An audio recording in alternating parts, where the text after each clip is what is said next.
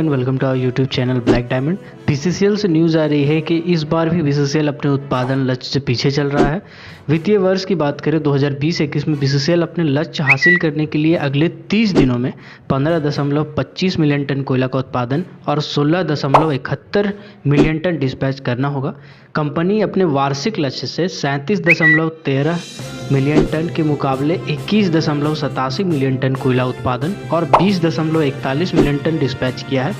इस दौरान बीसीसीएल का जो उत्पादन ग्रोथ की बात करें तो 9.7% नेगेटिव रहा है और वहीं डिस्पैच की बात करें तो 21.3% नेगेटिव रहा है। यानी बीसीसीएल पिछले साल की तरह ही पिछले साल से ज़्यादा उसका उत्पादन लक्ष्य इस बार नेगेटिव रहा है, यानी पिछले वर्ष की तुलना में और भी कम उत्पादन कर पाई है। फरवरी में 56% उत्पादन रहा है, वहीं 55% तक ही डिस्पैच कर पाई है।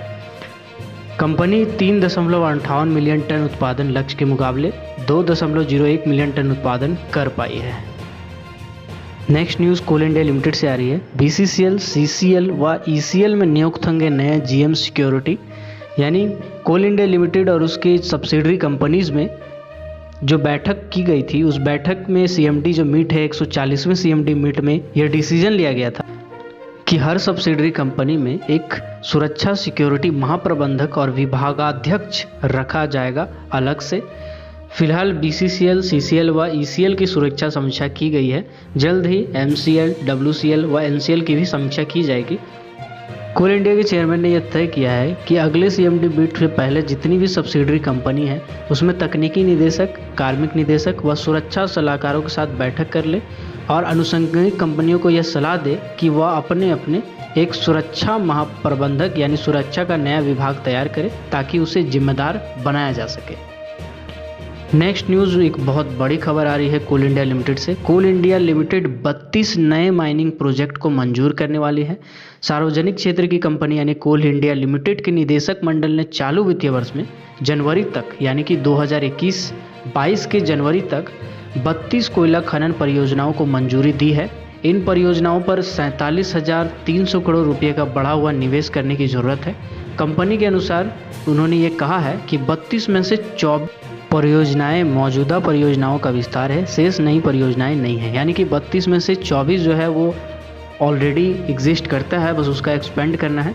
इन परियोजनाओं में जो बढ़ी हुई और अतिरिक्त अधिकतम क्षमता है वो 19.3 करोड़ टन का सालाना है और इसके लिए 30.35 करोड़ पहले से मंजूर किया गया है। इन परियोजनाओं के मंजूरी के बाद कोल इंडिया को भी एक उत्पादन बढ़ा सकेगी। कोल इंडिया का एक वृहद उत्पादन में बढ़ोतरी होगी। कंपनी ने कहा है कि 32 परियोजनाओं से 2023-24 तक करीबन 8.1 करोड़ टन सालाना का अतिरिक्त उत्पादन होगा। कोल इंडिया अपने खुद के लिए कोयले के जरिए आयात को रोकना चाहता है। नेक्स्ट न्यूज़ डीवीसी से आ रही है। डीवीसी के चेयरमैन ने कहा है कि डीवीसी में जल्द ही बहाली प्रक्रिया शुरू की जाएगी। डीवीसी के चेयरमैन आरएन सिंह ने कहा है कि डीवीसी की वित्तीय स्थिति को देखते हुए नई बहाली की प्रक्रिया जल्दी ही शुरू की जाएगी। वर्ष 2030 तक निगम की विद्युत उत्पादन क्षमता बढ़ाकर 10,000 मेगावाट करने की लक्ष्य है। थर्मल हो चाहे सोलर प्लांट हो, इन सभी से बिजली का उत्पादन बढ़ाया जाएगा और साथ ही साथ टूरिज्म को भी बढ़ावा दिया जाएगा, जिससे डीवीसी की वित्तीय स्थिति को सुधारने में मदद मिलेगी। इन सभी परियोजनाओं का विस्तार करने के लिए बृहद स्तर पर व्यक्तियों की ज़रूरत पड़ेगी, कुशल कर्मी की ज़रूरत पड़ेगी, सुपरवाइज़र की ज़रूरत पड़ेगी, एग्जीक्यूटिव नॉन एग्जीक्यूटिव पोस्ट के लोगों की ज़रूरत पड़ेगी। तो इसके लिए डीवीसी बहुत जल्द बहाली की प्रक्रिया शुरू करने वाली है, वैकेंसी निकालने वाली है। अगर ऐसे ही कोल सेक्टर की माइनिंग न्यूज़, मेटल सेक्टर की न्यूज़, पावर सेक्टर से रिलेटेड न्यूज़ एंड अपडेट से आप अपडेट रहना चाहते हैं, वैकेंसी जो निकाली जाती है इन सेक्टर में उनसे अपडेट रहना चाहते हैं, तो हमारे चैनल ब्लैक डायमंड को सब्सक्राइब करें और बेल आइकन को प्रेस करें ताकि जब भी मैं वीडियो डालूँ नोटिफिकेशन सबसे पहले आप तक पहुँचे। Keep watching, keep supporting, till then, जय हिंद।